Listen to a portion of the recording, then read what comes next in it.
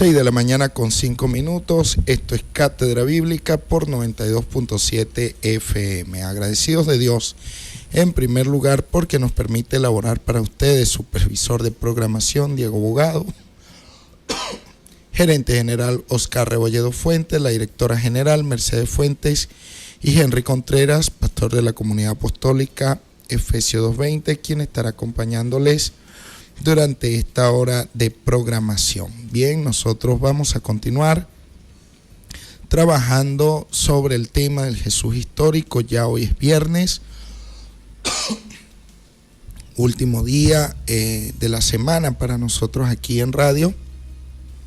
Y queremos recordarles que puede escribirnos a través del 0412-636-9658, escribirnos temprano para que nos esté dando su opinión, nos esté dando su visión, su punto de vista, ya bien sea en favor o en contra del tema que nosotros estemos compartiendo. Eso sí, con mucha altura, con mucho respeto, con una profunda comunión, la cual nos debemos unos a los otros. Y si quiere llamarnos, puede hacerlo a través del 0239-992-5655.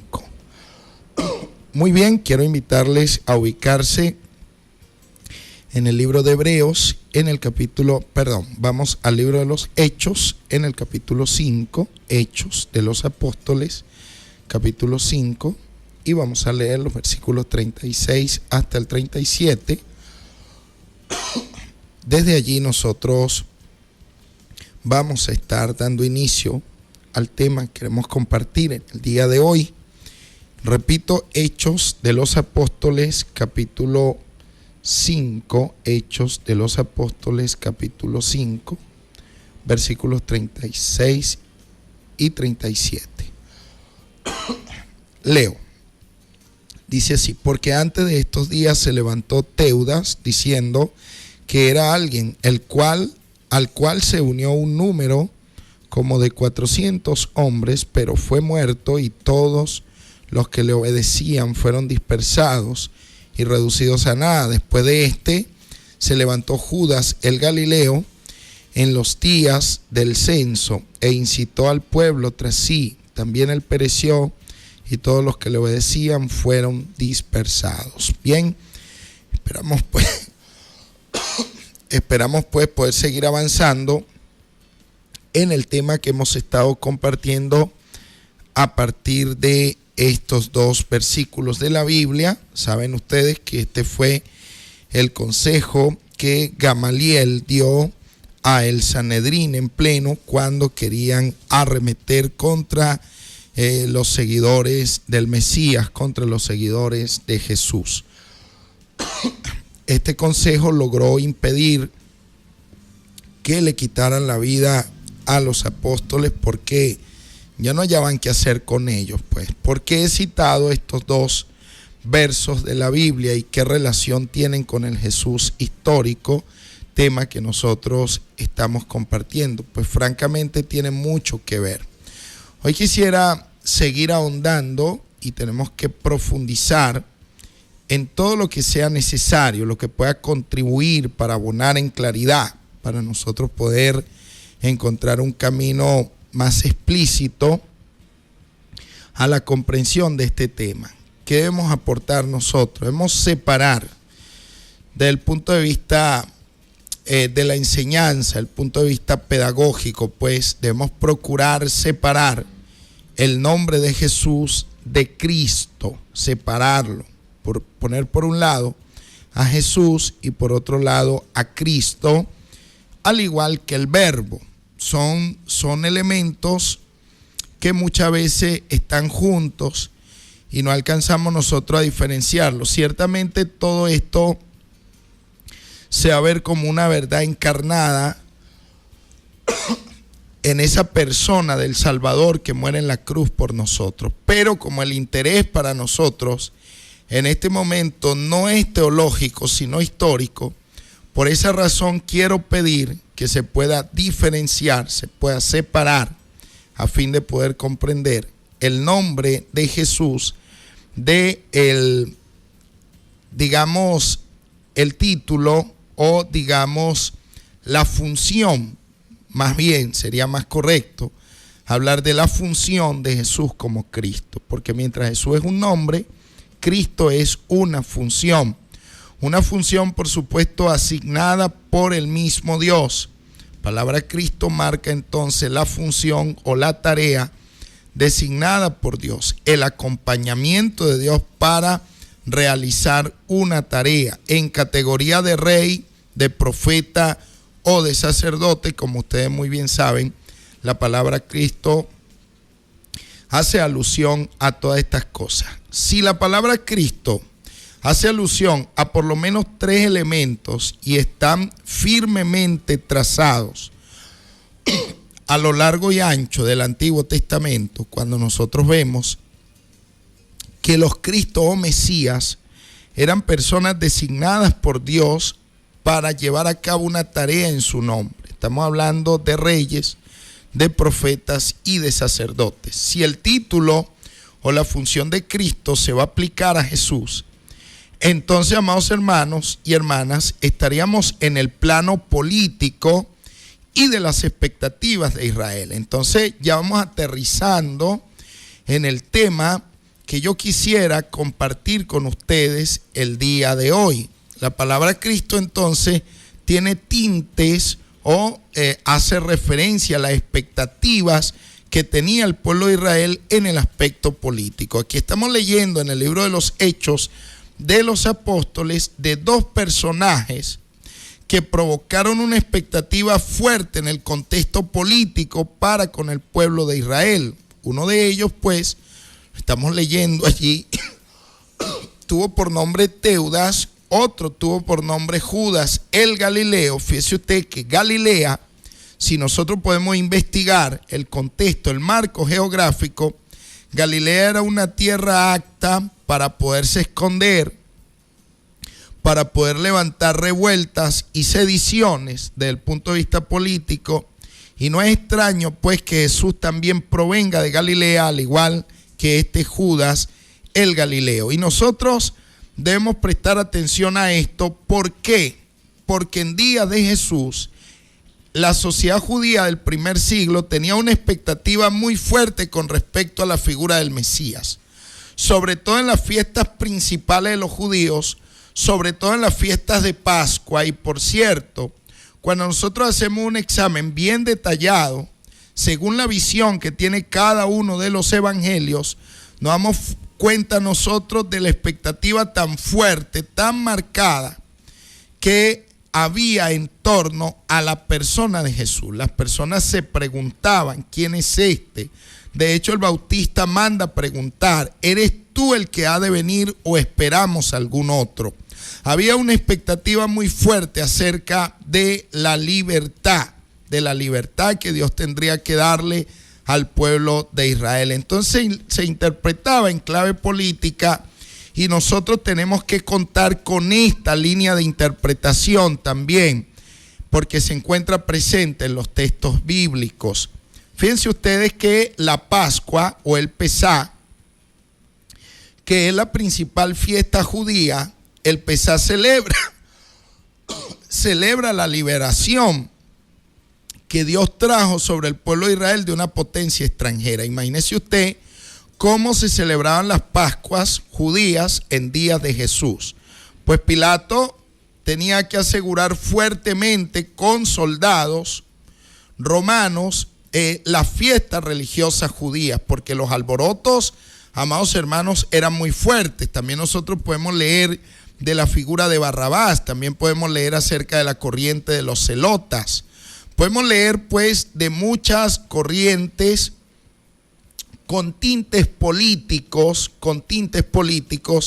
y nosotros debemos contar con esto.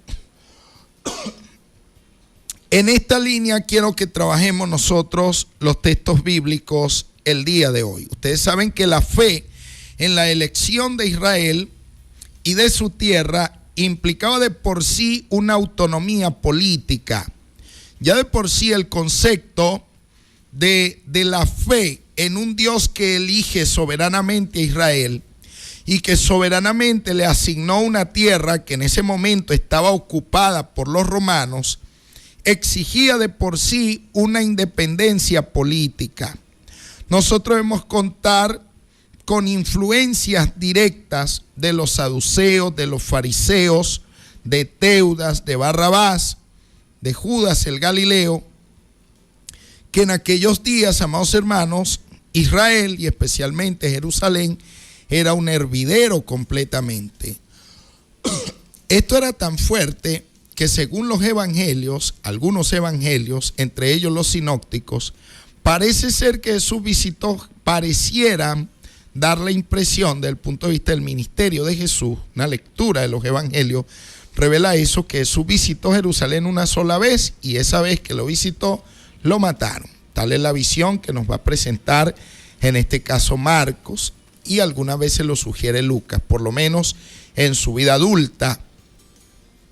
Entonces, ¿por qué? Bueno, porque su acusación era doble. Ustedes saben que la acusación era, por un lado, con tintes religiosos, de que él había amenazado con destruir el templo, y por otro lado, que intentaba hacerse rey. Entonces, debemos contar nosotros con esos elementos, y el día de hoy quiero que nosotros nos acerquemos a esta visión de la Biblia. La población de Israel en ese tiempo tenía una respuesta apolítica o prepolítica desde el punto de vista de la potencia ocupante. Pero no significa esto que no tuviesen una visión política. Ellos querían una política de Dios, una política donde Dios gobernara, donde ellos pudieran ser soberanos en su tierra, y rechazaban abiertamente una política extranjera. Ese tipo de política no la querían, y cuenta de ello, da la historia, cuenta de ello, dan los mismos textos bíblicos, el caso de los textos que estamos estudiando, que estamos leyendo, donde se resistían abiertamente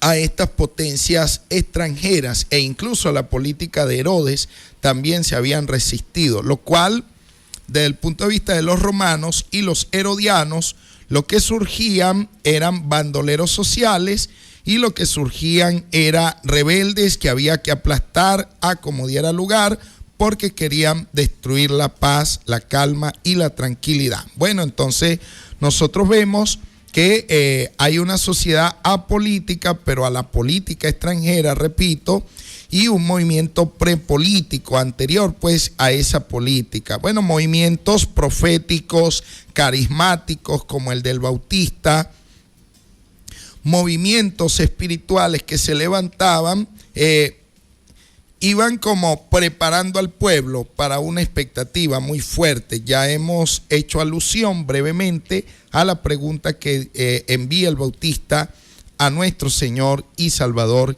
Jesucristo. Bueno, entonces había un sentimiento religioso, político muy fuerte en la población judía en aquellos tiempos, y de allí el que cuando Cristo pasaba por las calles muchas veces se le gritaba: Jesús, hijo de David, es decir, Mesías, ten misericordia de mí. Bueno, en las expectativas que habían, expectativas sociopolíticas y revolucionarias que se encontraban en el entorno de la sociedad judía en días de nuestro Señor y Salvador Jesucristo. Entonces, amados hermanos, dicho todo esto, nosotros tenemos que, fíjense, algunas notas que quiero compartir con ustedes, y es que al final del reinado de Herodes tuvo lugar una acción espectacular, impulsado por movimientos de resistencia con motivaciones religiosas también. Jóvenes se levantaban alentados por sus maestros y contando claramente con el martirio, o sea que estaban dispuestos a morir, que de hecho así terminó su vida, y se atrevieron a quitar el águila de oro que se había elevado a la puerta del templo, un águila romana. Era algo nefasto, algo terrible para los judíos, y ellos se levantaron y hicieron quitar esa águila. Pero nosotros podemos leer acerca de otros datos, los cuales quiero dejar constancia el día de hoy. Con mayor frecuencia se produjeron protestas de masas.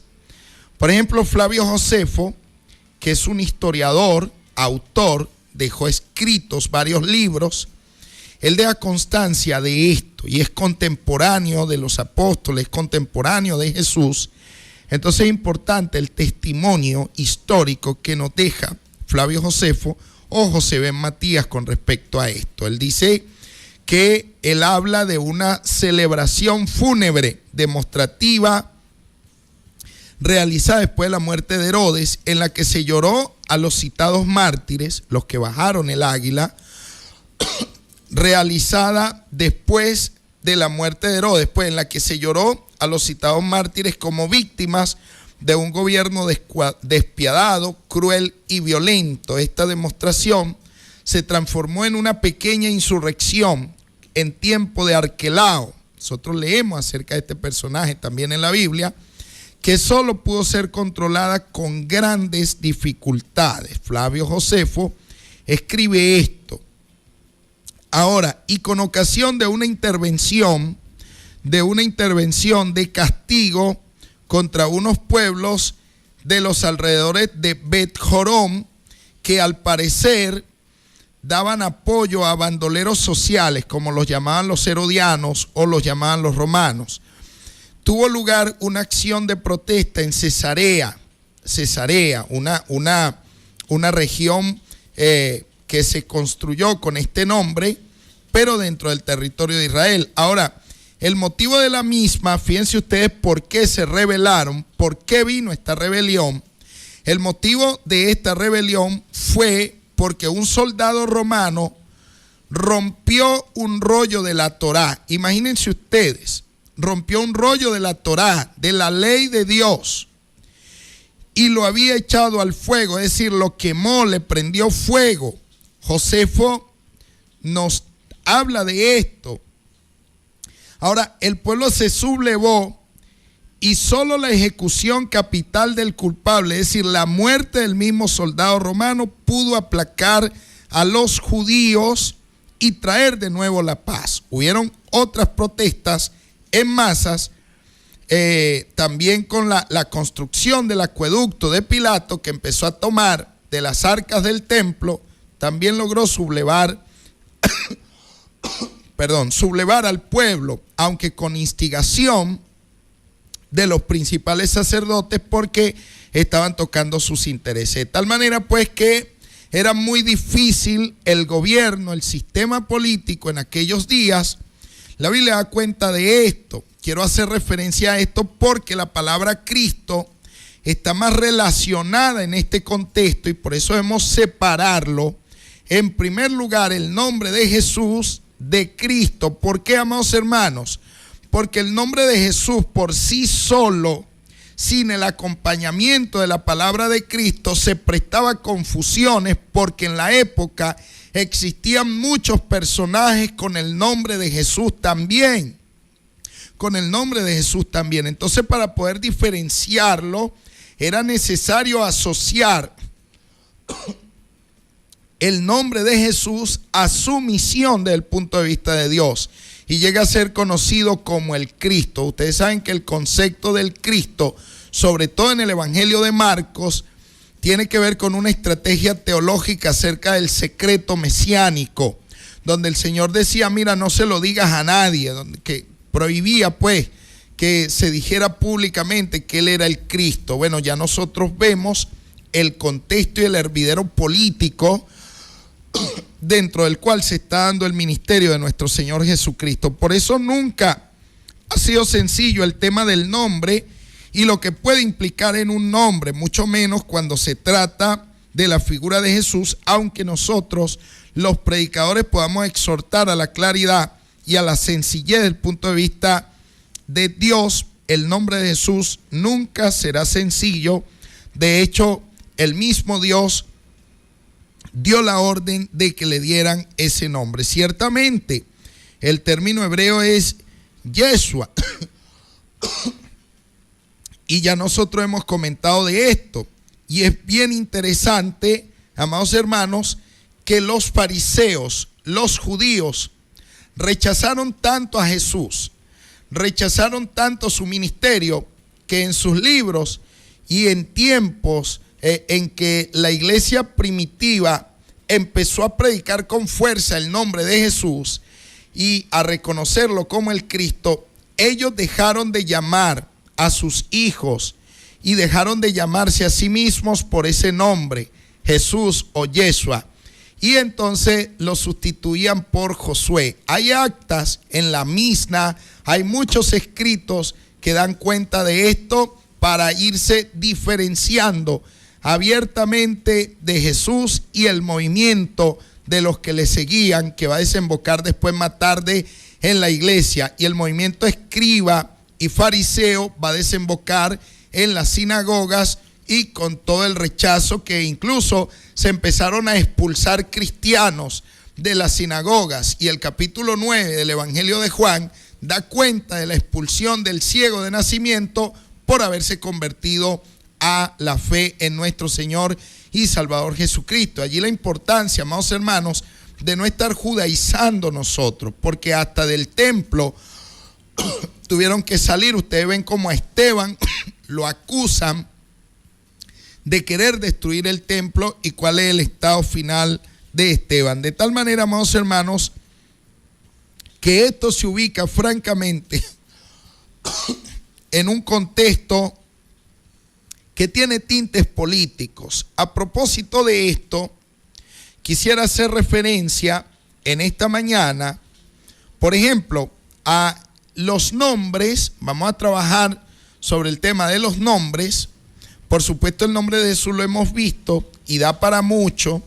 Lo hemos visto incluso de manera superficial, pero como hoy quiero hacer una diferencia entre Jesús y el Mesías, aunque son la misma persona, pero la palabra Jesús hace referencia a su aspecto humano, a su nacimiento como hijo, y está vinculada a su propósito, porque significa que Él salvará, la salvación de Yahvé, pues. Pero la palabra Cristo hace referencia a su función, a la unción de Dios sobre Él, al Espíritu de Dios sobre Él. Entonces, fíjense ustedes, no es extraño para los autores de la Biblia, tal vez lo sea para nosotros. El nombre de Jesús de Nazaret tal vez para nosotros no puede significar algo extraordinario, pero en el contexto de la época, les repito, como habían tantas personas distintas llamadas por ese nombre, entonces para poderlas diferenciar necesitaban decir o Jesús de Nazaret, y estaban marcando su región, o Jesús el hijo de José, y estaban hablando de sus parientes, del cabeza de familia, o en el caso de la fe, en el caso eclesiástico, en el caso del propósito de Dios, entonces se le llamaba Jesús el Cristo, el Cristo. Entonces estaba haciendo referencia ya a su categoría de Señor, de resucitado, del que había vencido la muerte, del que había vencido los poderes de las tinieblas.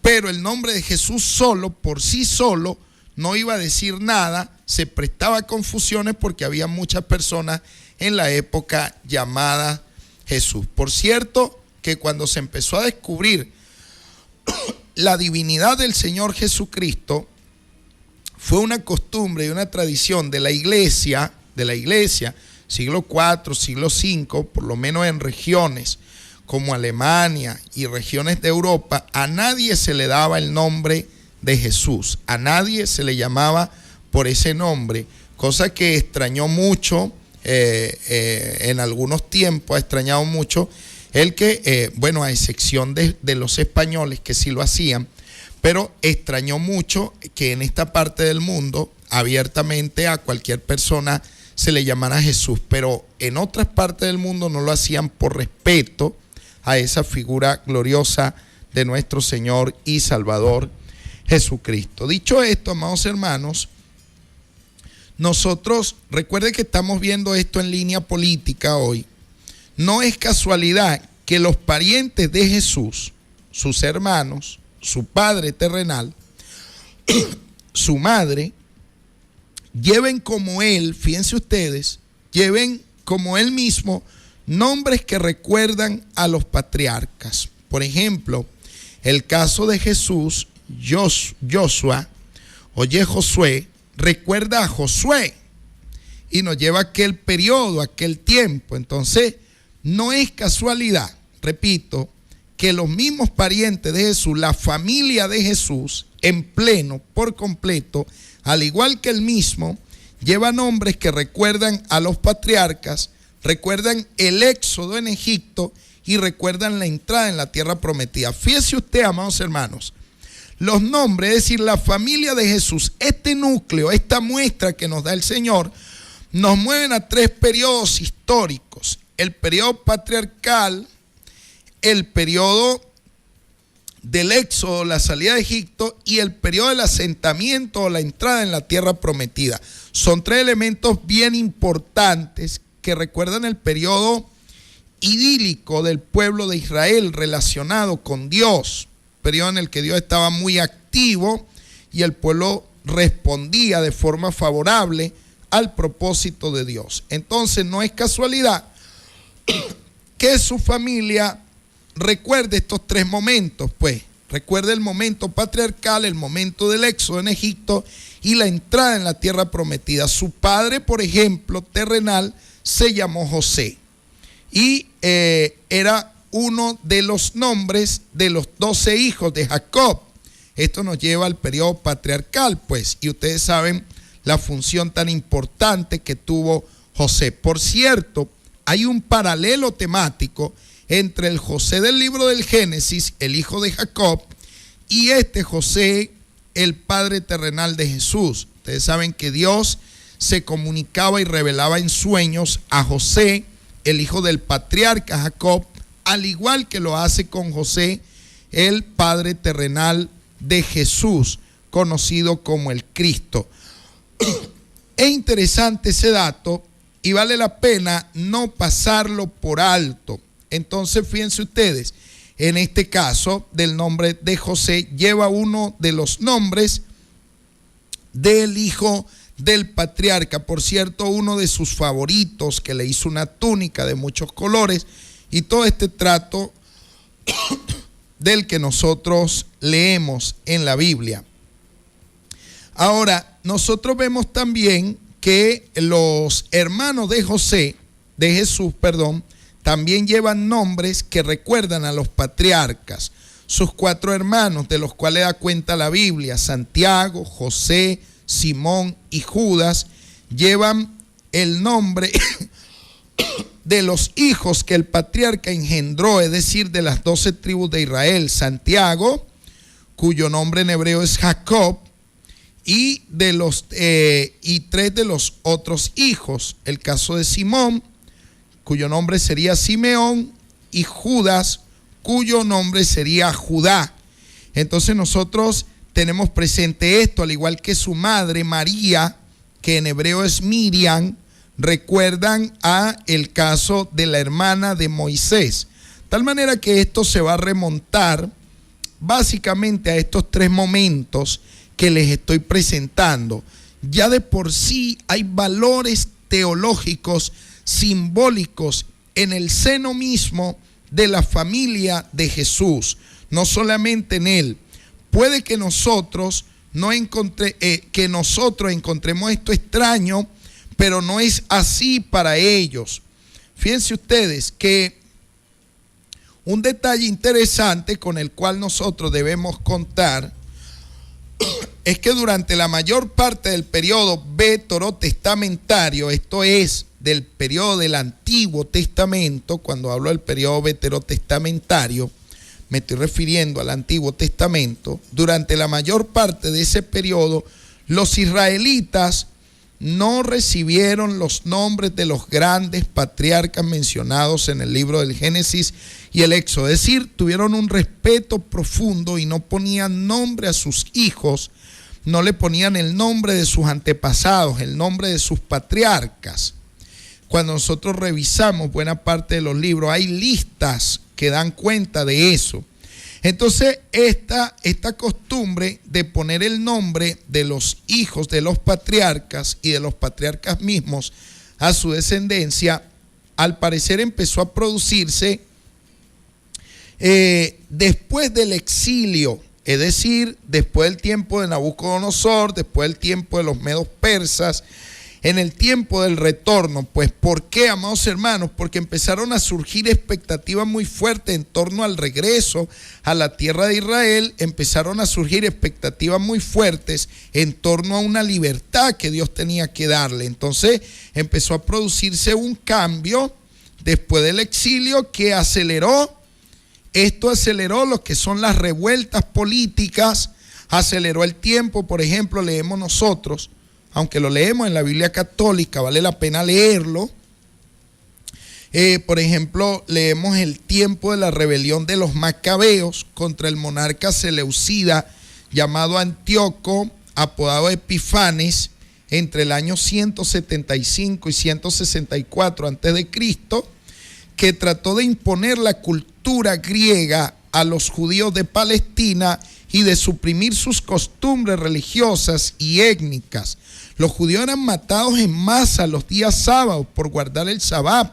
Les daban muerte porque tenían costumbres religiosas y étnicas, y Antíoco Epifanes quería cambiar las costumbres y la cultura que ellos habían heredado de Dios y de la Biblia. Entonces la política de Antíoco, en este caso, esta política resultó contraproducente y se levantaron entonces estos movimientos de reforma, estos movimientos de sublevación, estos movimientos revolucionarios se levantaron contra este reinado, y dan cuenta de ello pues los libros primera y segunda de los Macabeos, para los que quieran conocer los antecedentes históricos, allí están registrados. Entonces, fíjense ustedes, estos movimientos de reforma se levantaban sobre todo en pequeñas ciudades, en zonas rurales. Cuando empezaron a reaccionar contra esta política, surgió un arrebato, un sentimiento nacionalista y religioso, y puede ser que vemos pues que de esta forma se hizo cada vez más común la costumbre de poner a los niños los nombres de los grandes héroes del pasado. Ustedes deben tener presente que para un judío el nombre no es cualquier cosa. Hace referencia a la persona misma, a su misión, a su propósito, y cuando daban nombre de los antepasados que Dios había usado para tomar posesión de la tierra de Israel, amados hermanos, estaban levantando una expectativa muy fuerte tan solo con mencionar su nombre.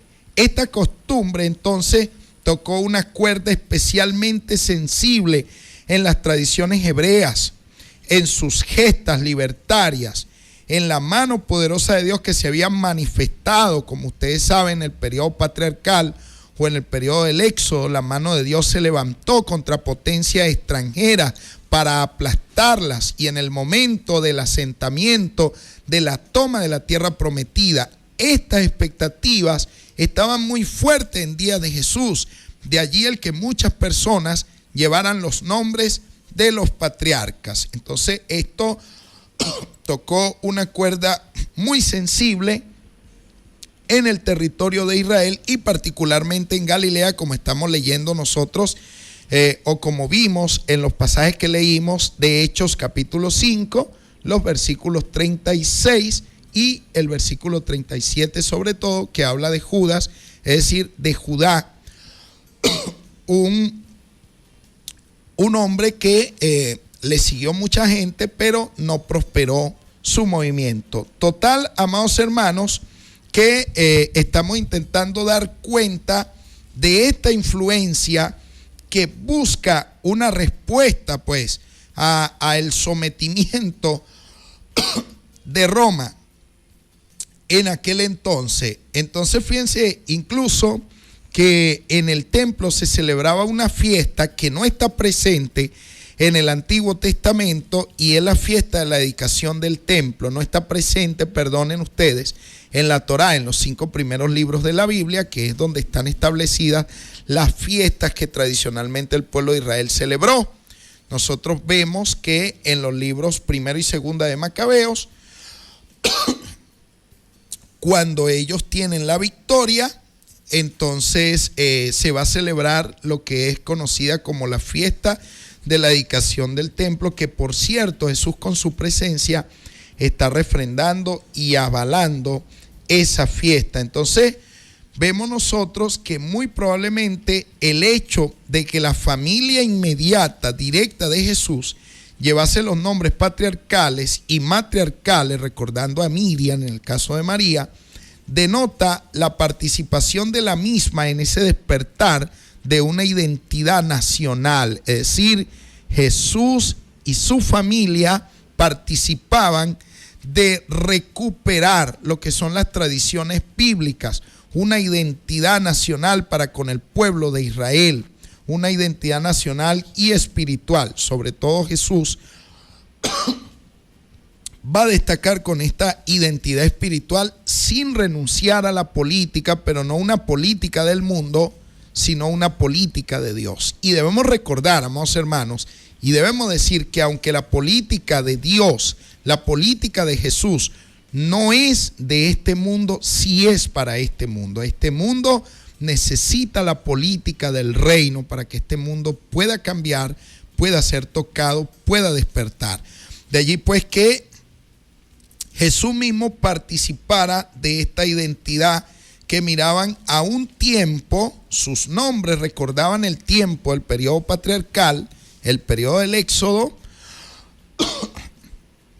y el periodo de la toma o posesión de la tierra prometida. Es decir, sus nombres recordaban aquel momento en que la mano de Dios trajo libertad con poder. Ustedes se imaginan cómo eran esas Pascuas judías en días de Jesús bajo la ocupación romana.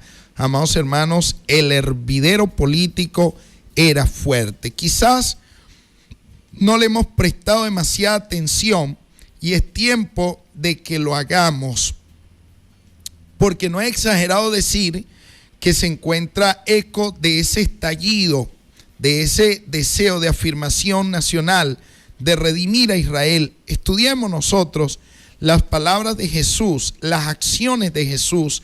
Por ejemplo, el núcleo central del movimiento de Jesús estuvo compuesto por 12 discípulos. ¿Por qué él no escogió 10 o 7 o 3 o 4? ¿Por qué no escogió 20? Sino específicamente 12. Ustedes debemos coincidir con la Biblia y tomar conciencia de que el pueblo de Israel se formó a partir de los 12 patriarcas, los 12 hijos de Jacob. Jesús, consciente, adulto, con toda una intención, elige precisamente 12 hombres para formar su grupo o su núcleo especial de discípulos. Este número entonces evoca teológica, históricamente a los 12 patriarcas, evoca la elección, la formación, el nacimiento del pueblo de Israel. Por tanto, en Jesús evoca la restauración de todo Israel. Ustedes tienen que recordar que Jesús dijo: no vayan a los gentiles, sino vayan primero a las ovejas perdidas de Israel. Y a mucha gente le decía: no está bien dar el pan de los hijos a los perros, cuando se entrevistaba con gentiles. De tal manera pues que muchas veces no le prestamos atención a esto, y por no darle atención a esto, esto ha dado lugar a malas interpretaciones, donde han surgido corrientes como el G12, el grupo de los 12 y no sé cuántas cosas, y tú tus 12 y el otro sus 12, y los apóstoles tuvieron mucho respeto, amados hermanos, por esto, y usted no ve en ninguna de las tradiciones apostólicas, solamente en la tradición de Jesús, solamente en el testamento, o es decir, en lo que se conserva de lo que Jesús dijo y hizo, se conserva que Jesús fue el que eligió 12, pero ningún apóstol se atrevió a elegir a sus 12 también. tuvo un profundo respeto porque entendía perfectamente que lo que Jesús pretendía era la restauración de Israel. Por cierto, que a su vez esos 12 fueron enviados al mundo y nos muestra que lo que Jesús pretende entonces es la restauración de todo un mundo sin Dios. Entonces, amados hermanos y hermanas, es bien interesante que nosotros podamos meditar y reflexionar seriamente a través de esto. Bien, nosotros vamos a dar cuenta de la mensajería de texto en este momento. Después de la mensajería de texto vamos a proceder a analizar las fuentes que nosotros disponemos para el estudio acerca del Jesús histórico, tema que nosotros hemos estado tratando en estos días. Vamos a ver cuál es la opinión de nuestros hermanos en esta mañana. Por aquí tengo un mensaje que dice: Dios le bendiga, Pastor Henry, por favor, las citas bíblicas, dulce día. Bien, estamos en Hechos capítulo 5, versículos 36 al 37, y estamos viendo el Jesús histórico más en una línea, en el contexto de sus días y la política que había allí también. Por aquí dicen: buenos días, pido oración, respaldo en cadena por Edri Álvarez, liberación de persecución. Amén, por supuesto que sí. Dios va a tomar el control de esta situación. Muy bien, es lo que tenemos hasta ahora en la mensajería de texto. Nosotros vamos a continuar. Fíjense que para nosotros dar cuenta de los estudios, en este caso del Jesús histórico, debemos también tomar conciencia acerca de las fuentes que tenemos nosotros disponibles para poder estudiar. Por aquí me llega otro mensaje. Quiero pedirle a los hermanos que nos vayan a escribir, que por favor lo hagan temprano, a fin de que su mensaje pueda ser leído. Vamos a ver, aquí acaba de llegar un mensaje.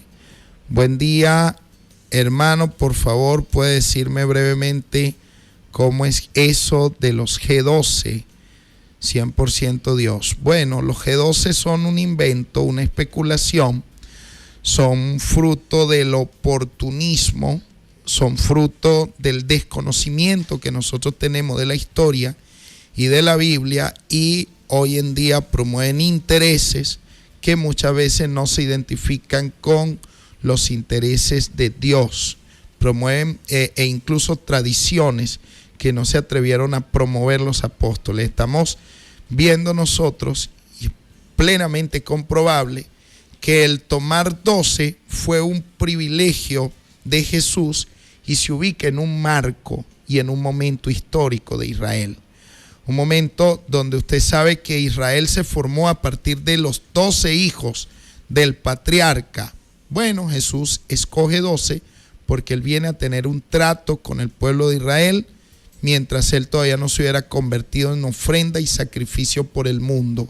Después de que se convierte en ofrenda y sacrificio por el mundo, ahora sí el trato de Jesús es para todos, para todas las naciones, en cualquier lugar. Y no está suscrito ni restringido solamente al número 12. No se trata del número, de que usted escoja 12 y que con eso usted esté imitando a Jesús. No, ninguno de los apóstoles se atrevió a imitar a Jesús de esa manera. Por supuesto que ese movimiento esconde otros intereses de forma velada, y los intereses son muchas veces netamente económicos. Sus grandes iglesias, sus lujos, dan cuenta de lo que estoy afirmando en este momento. Esperamos pues haber contribuido en algo con el comentario breve que acabo de hacer.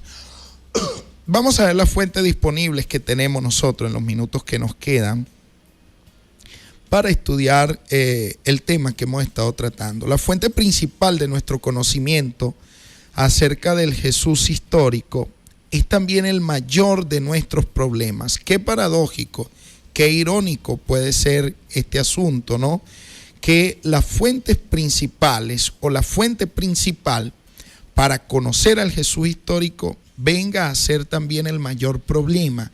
¿Por qué el mayor problema? Bien, ¿cuál sería esa fuente principal y a la cual no debemos renunciar? Pues bien, la fuente principal son los 4 evangelios canónicos, es decir, los evangelios que entraron en el canon del Nuevo Testamento. Si nosotros investigamos seriamente lo que son las fuentes disponibles para el estudio del Jesús histórico, nos vamos a dar cuenta que existían, aparte de los 4 evangelios que conocemos y que hemos leído, existían otros evangelios. Son muchos los evangelios que se escribieron, pero solamente entraron 4 en el canon del Nuevo Testamento. Tenemos una llamada telefónica. Dios le bendiga. Buenos días. Nombre, ¿dónde nos llama, por favor? Buenos días, pastor. Buenos días, mi hermana.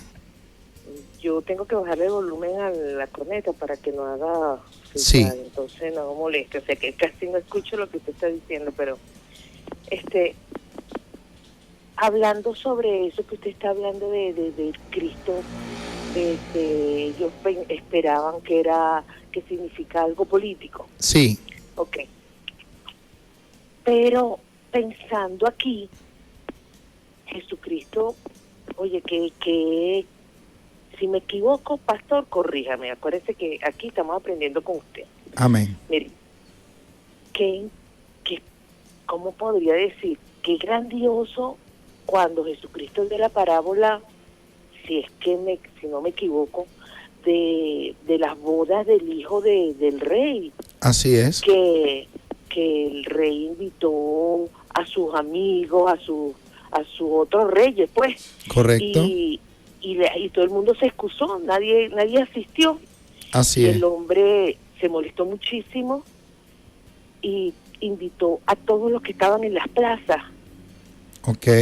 Ajá, entonces eso a mí me da como un parecido a lo que pasó con la palabra, con la palabra de Dios, con lo que hizo Jesucristo. Todo el mundo, su propio pueblo lo rechazó. Así es. Pero eso ya estaba planeado. Amén. Ya Jesucristo lo sabía, porque esa parábola la dio Jesucristo. Así es. O sea que en ese sentido, él era un hombre, mira, así como usted lo está diciendo, qué bonito, era muy fácil confundirse. Así es, amada. Era muy fácil confundirse, sobre todo lo que hicieron, pues, o sea, sí, señor. Para ellos era una blasfemia que ese hombre dijera que era el Hijo de Dios. Así pero es. Lo que da la pauta de que sí lo era, no solamente los milagros, el asunto fue que resucitó, y no solamente que resucitó, ahí todo el mundo cayó en cuenta de que lo que él dijo era así. Amén, por supuesto todo. Que sí, mi hermana. Ok, era eso. Gracias, mi hermana, por su comentario. O sea, no estoy pelada, o sea, no. Sí está correcto eso de la parábola del hijo del rico y las bodas, y que no asistieron los amigos de él, sino sí, que él... Sí, okay, sí está correcto, hermana, porque esa parábola habla del rechazo del pueblo de Israel, que empezó a excusarse ante la oferta que le estaba haciendo el Señor. Y la gravedad del asunto es que la cultura de la época mostraba que no estaba bien despreciar la invitación de un amigo, sobre todo porque se enviaban las misivas con anticipación, se enviaban las invitaciones, se habían enviado a los esclavos, porque se les dice ya todo está preparado, lo cual implica que para ellos no era un secreto que el rey iba a celebrar un banquete en honor a su hijo, pues. Entonces, el que no fueran ya era un desaire, porque ya ellos habían refrendado, habían acordado asistir, ya eso de por sí era un desaire. Uno de los historiadores de la época registra que cuando se desairaba hacia un amigo, cuando se desairaba hacia el anfitrión describía el menú: preparé esto y